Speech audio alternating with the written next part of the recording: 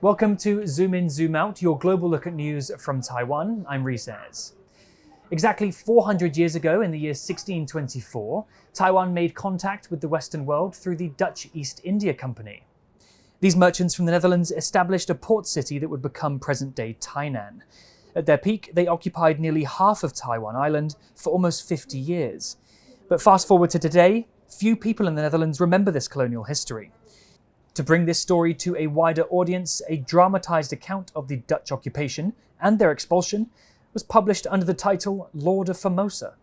So to discuss Taiwan and the Netherlands' long and complex history, and about writing a book about Taiwan and getting that book published internationally, I'm joined today by Joyce Bergvelt, author of Lord of Formosa.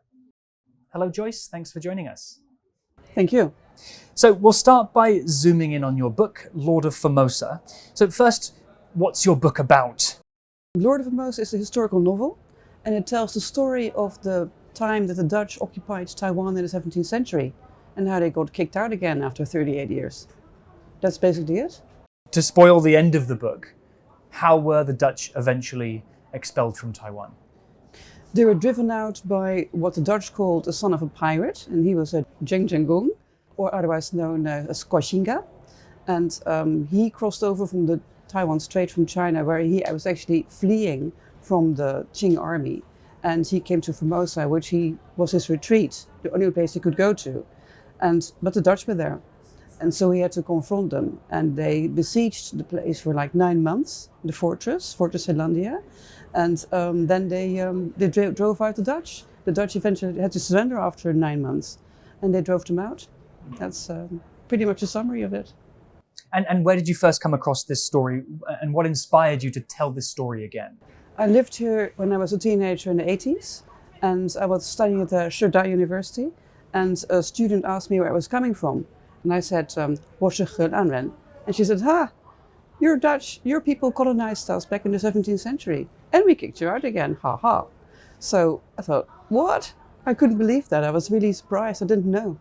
And what are some of the challenges that you faced in the process of writing this book? A book that's about, I assume a lot of the research would have been in another language, in Chinese. You're writing about a place that's halfway across the world. What were some of the challenges? I did most of my research when I was writing my dissertation back in the 80s. So that in that sense, I was quite limited to books that I could find in the library. And later on, when I was writing the novel, I had internet. And there was additional material. In that sense, I didn't really experience that many challenges. There was the only thing is that the story focuses on Jeng and the Dutch, and I didn't have any information on the indigenous population because that was something that was very neglected. Very few sources about it because there was no interest in them. There was far more focus on the Chinese population of Taiwan for political reasons, of course. So in that sense, that was the only thing that I couldn't include in that book at the time. Yeah. So in the process of writing Lord of Formosa, or in the years since, have you developed any new perspectives or ideas about Dutch-Taiwanese relationships? The Taiwanese are, they are far more focused on the part of history because for them it's very important. It was like a beginning of a new era when the Dutch came. Things changed. I mean, it wasn't a united land. The people were divided into tribes. And I think that they recognize that as a very significant part of their history. For the Netherlands, not so much because they barely knew that we were there. That's one of the reasons why I wrote it, because people didn't know that we were there. And I tried to educate the Dutch about that part of their forgotten colonial history. Do you think it's partially the fault of perhaps the Dutch education system that people weren't aware of this part of their own history for the longest time?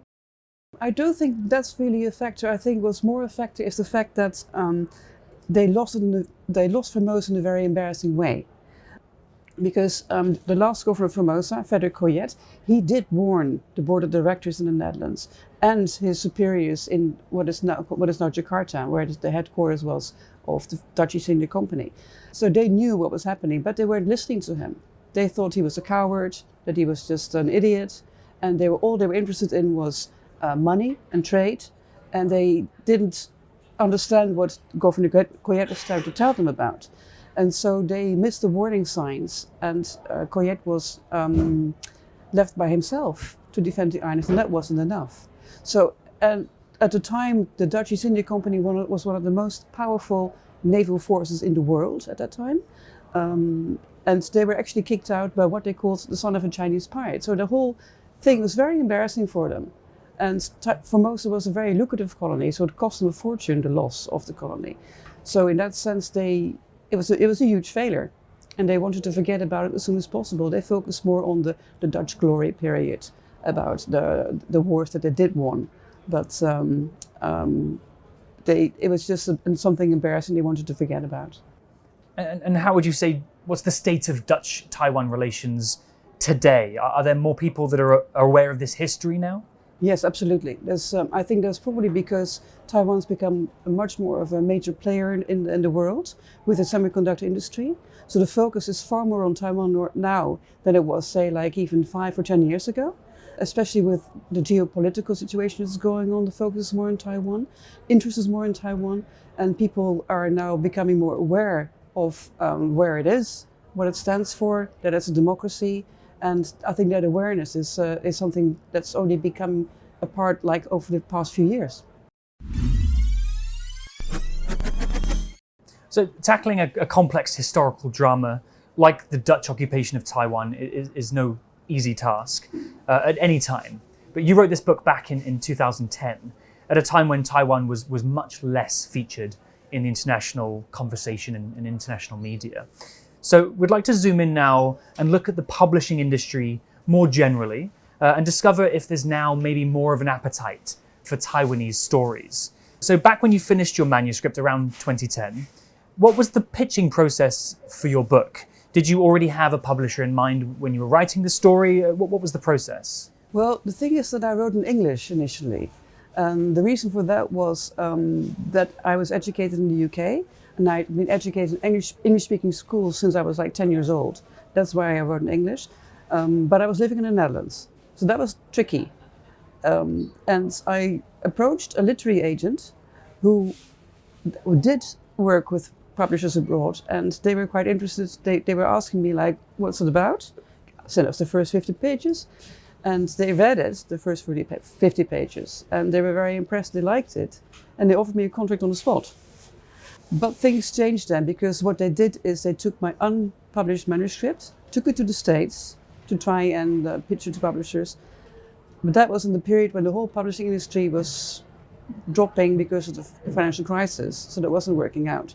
And I saw what was happening, I already seen it coming.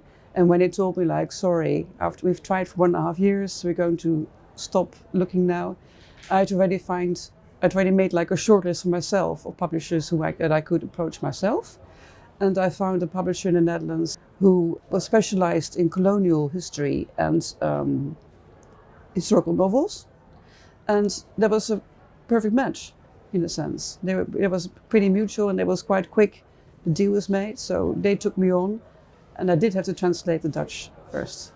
So that was a bit tricky. And you did that yourself? I did it myself, yeah. And there was a decent gap between when the book was finished and when it got published in English and in Dutch. What was the time there? There was about 3 years between the Dutch and the English version. I had a friend of mine, my cousin in the UK. She's a very smart girl.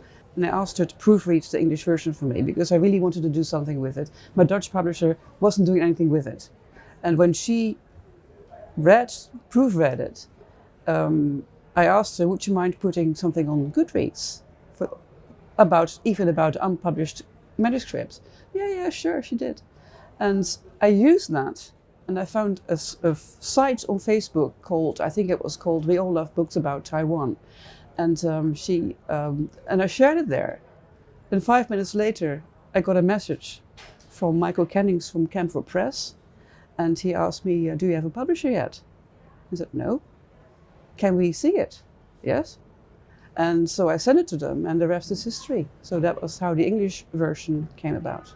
And at any point in this process, be it with the English or the Dutch version, did anybody kind of pull you aside and recommend that maybe you don't pursue a subject that's so politically sensitive, or was that never a conversation? No. People were only encouraging. They were fascinated because it was such an unknown thing. People didn't know about it. No, everybody encouraged me. I think the book had many champions, especially the English version. It was very well received here, and like I said, it has many champions. So I was very lucky and grateful. And what was the response when the book came out? How did readers react? In a very good way.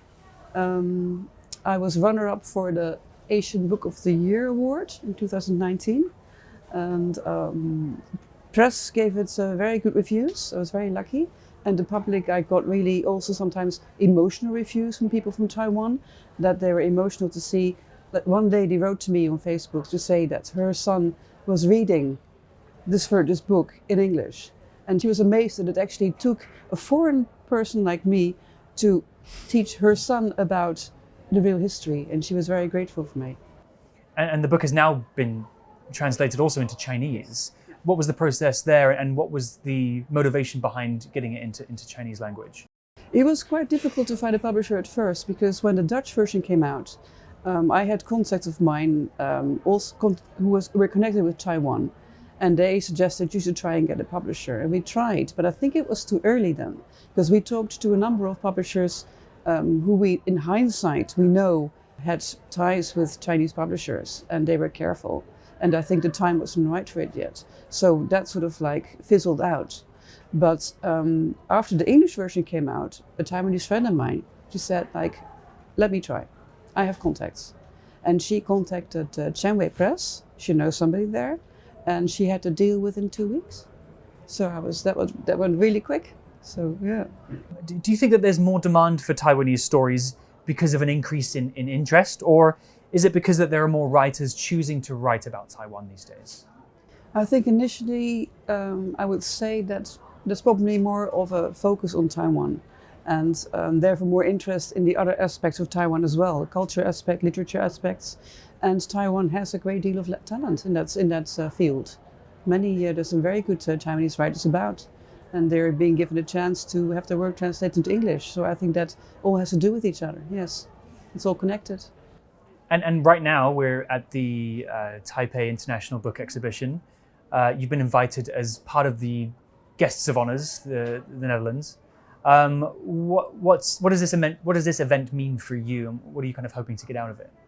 Well, some of the authors who have joined the delegation, they're very, very big. I mean, they're like the writers at the moment, and that makes me immensely proud, and also feel very humble to be part of it. So in that sense, I don't have that the editions. They're not as I didn't sell as many books as they might have, but I think I see that the fact that I'm here, I see that as a form of success.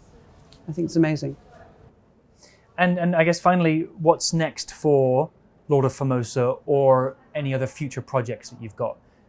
I'm currently cooperating with somebody to work on a graphic novel, and the graphic novel focuses on a specific period that takes part in Lord of Formosa at the very end, when the Dutch colonists have to flee from the Chinese army which have invaded the island.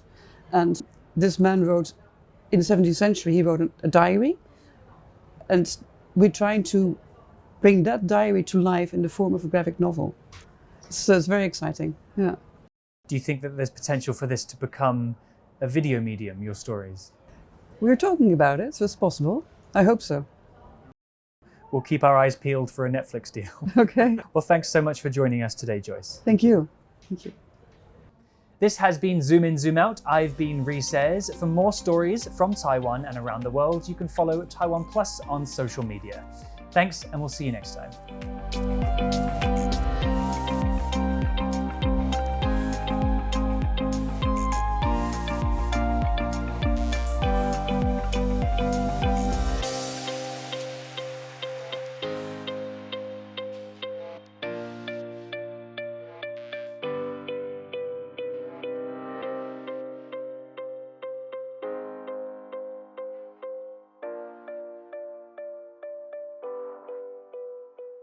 Thank you for watching Taiwan Plus. Be sure to follow us on social media for more stories from Taiwan and around the world.